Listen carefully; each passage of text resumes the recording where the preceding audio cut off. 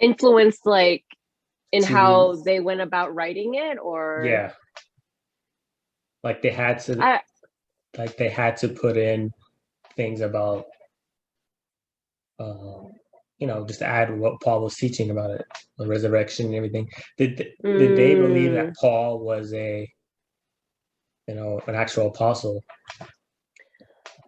uh I That, mean, that's a, I know they welcomed him because, Peter mentions him, I yeah, think a Peter. couple times in his writings, but I know for sure that they did not get along.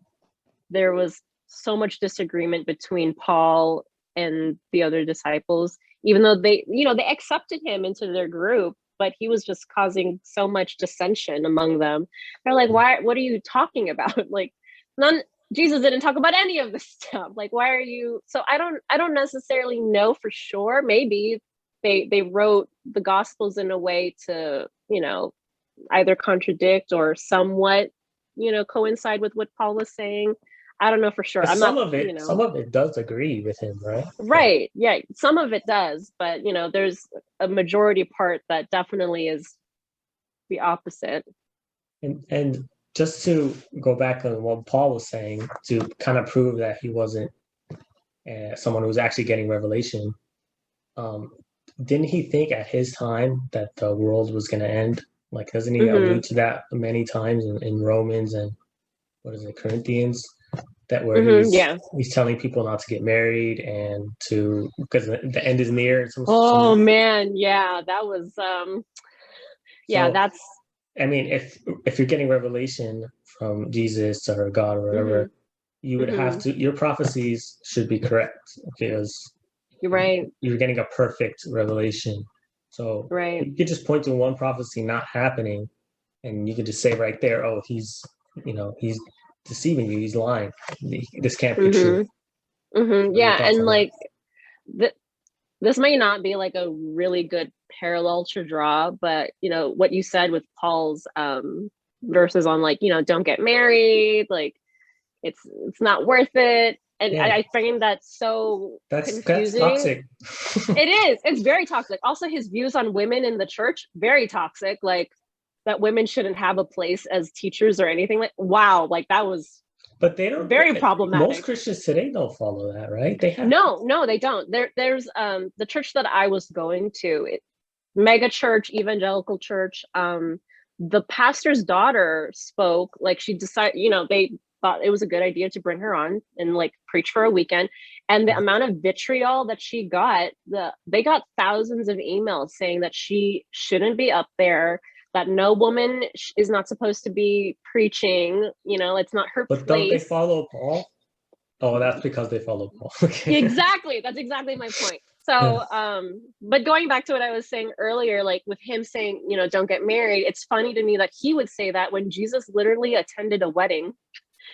Like, wouldn't, if he didn't want people to get married, then why would he be at a wedding celebrating turning water into wine? Wouldn't he would have said something, right? Like, he would have said, maybe you shouldn't do this because there's no point in it, right? So Yeah, that's that's just just really no, weird. yeah. There's no way an apostle or anyone getting revelation Mm-hmm. would say don't get married because marriage Mm-hmm. keeps you, you know, from doing a lot of other sins or from whatever. So doing the work, from spreading the word. Like, how is it that marriage is seen as such like a shackle right. for But it him? seems like what he's alluding to is don't get married because the world's gonna end soon. There's no Right, need for right. to get married.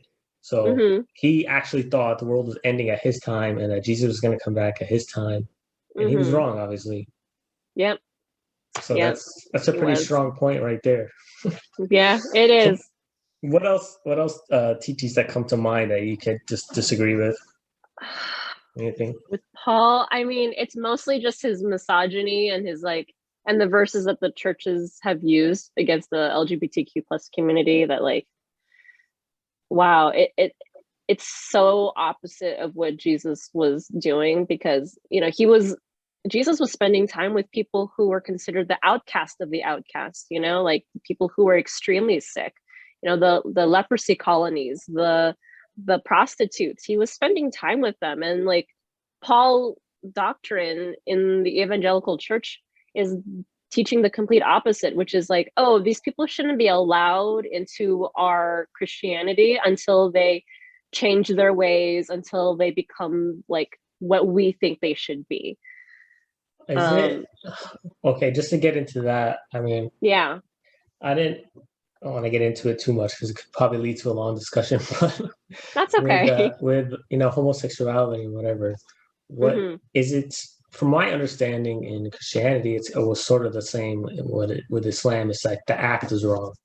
Is that right? Mm, It's not just about being homosexual. It's like if you're attracted to someone, you can't really hmm. control that, right? But then Hmm. once you do the act of homosexuality, that's when it becomes a sin. Is that the Mm. same in Christianity? Not in evangelical Christianity, not at all. Yeah, because you're It saying is you can't be a Christian unless right, okay, so that's right. interesting.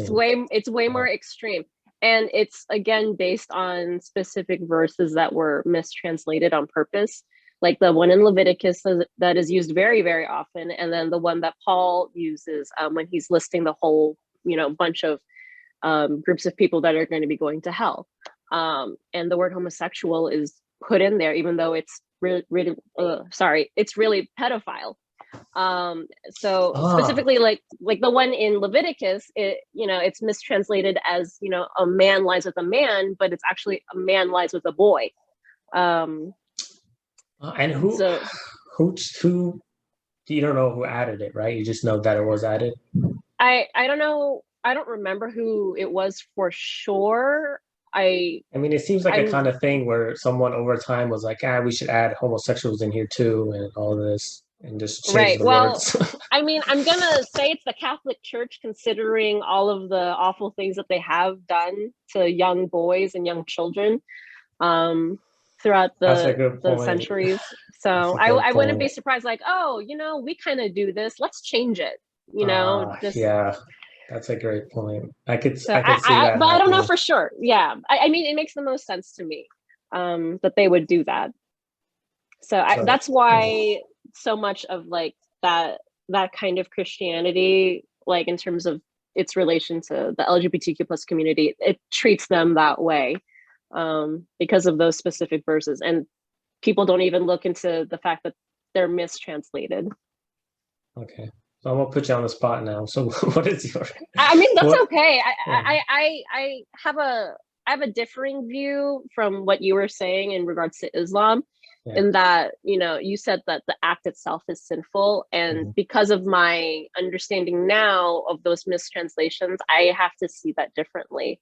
I mean, it doesn't mean that like I view your perspective on it any less, but um, it just means that I will not judge a person from that community, even if they are having relations with whoever they fall in love with. Yeah, At the end of the day, it's not between me and them, it's between them and God. And if that's true. something that they Yeah, they that's true. can. I'm not gonna, judge them for it, but Right, it comes down to what God says, right? So right, right, I can't I'm not gonna say I hate someone because of how they are or whatever, but I'm not right. gonna go out and support it because I have to stick to what the teachings are, right?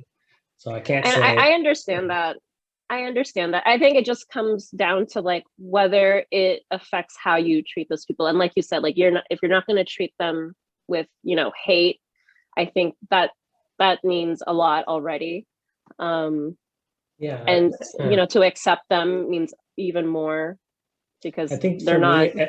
I think how it goes is like if you start accepting everything, if you start Mm, accepting the act of homosexuality, then it mm-hmm, leads you down to a rabbit hole where you're gonna start accepting because the whole argument is, everyone can do if you're really attracted to someone, mm-hmm, and well, who are we to tell them they can't have relations with that person, right? And that's what I mm-hmm, get all the time. I was just having this conversation with a couple of my friends, mm-hmm, about this, and they were really bashing me for it. They're like, if a guy wants to marry another guy, or he has attracted to another guy, mm-hmm. they should be able to get married and have relations and whatever. And to me, if you're gonna allow that, then and say that any person is allowed to have relations with anyone they're attracted to, how are we, Hmm. when someone comes up to us and says they are attracted to their sister or their or little kid, how are we going to say that's not allowed, but we're going to allow relations with, you know, two guys? So it becomes a double standard to me. So I can't allow that and Oh, then not okay. allow this. So I have to not allow all of it, right? Oh, I see where you're That's how we coming look at it. from. I see where you're coming from. And, I think a couple years ago, I would have totally agreed with you, because that makes sense. Um, it just brings to mind for me like all those instances where in the Bible it says, all these different people who slept with their, Enoch's daughters slept with him while he was unconscious. And that Is seemed that Luke? fine. No, that's in the Old Testament. Um, Prophet Lot, right? Or Luke? Is that not him? Is that a different one? no, that's a different guy. Like they got him drunk and then they slept with him, right? Yeah. No, Okay. you're right, Lot. And it was after his wife had already turned to a pillar of salt. It was after the whole Sodom and Gomorrah thing. Yeah, because turn her to a pillar of salt because she decided to look back, as they were fleeing. There was that. So you There was guys a do have the couple. story of Gomorrah, right, in the Old Testament? Hmm. And Yeah, and people like how do you justify that then? people. So evangelicals like to use it to say that God was punishing those two cities for homosexuality, but studying that that whole story again, it specifically says that it wasn't. There's no homosexuality in there that it mentions. It was corruption and greed, and there's something else I can't remember off the top of my head, but that Is it homosexuality was robbery not. I can't remember. I or I could. rape?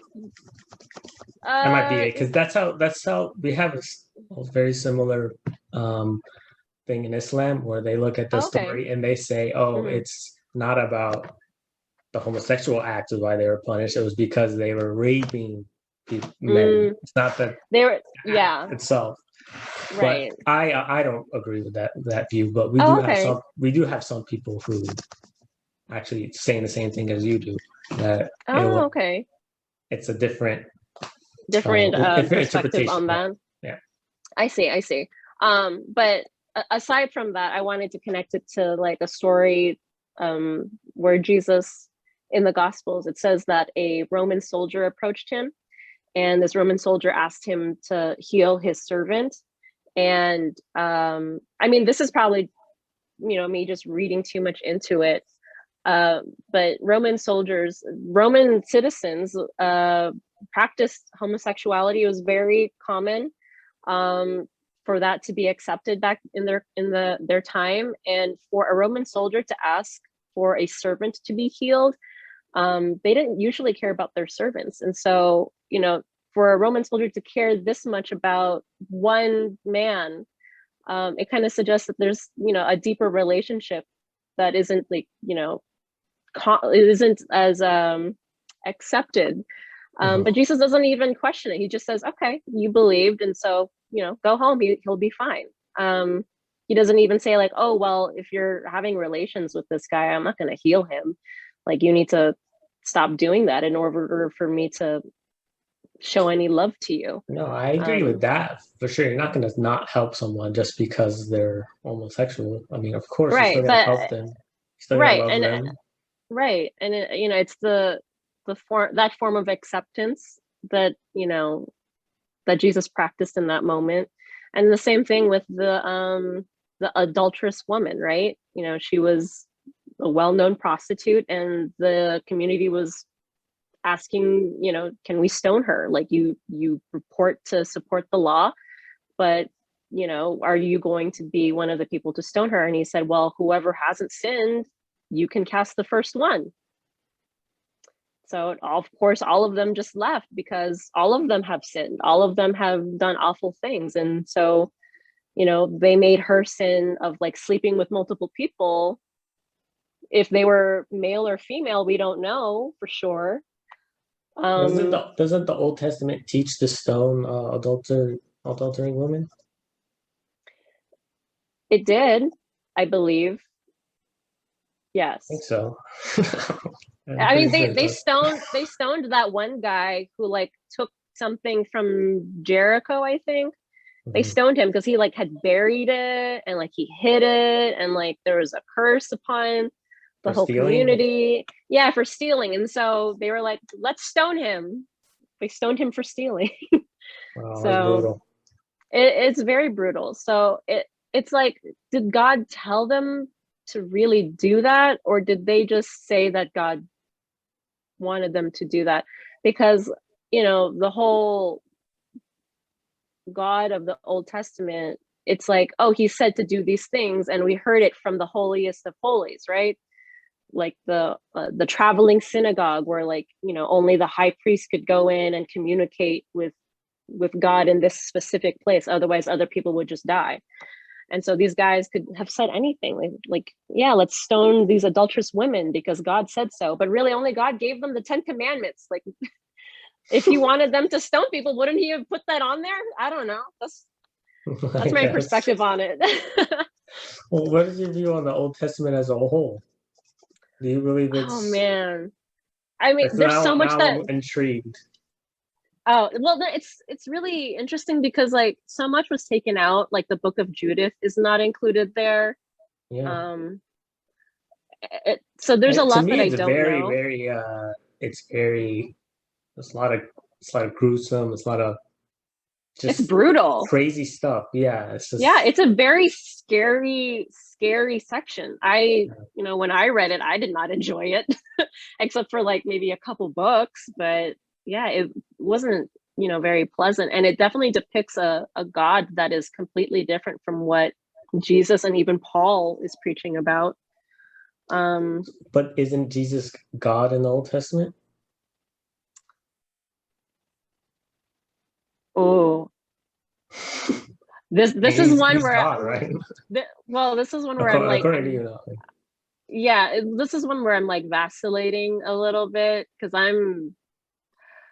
Paul was the one that started the whole Trinity concept.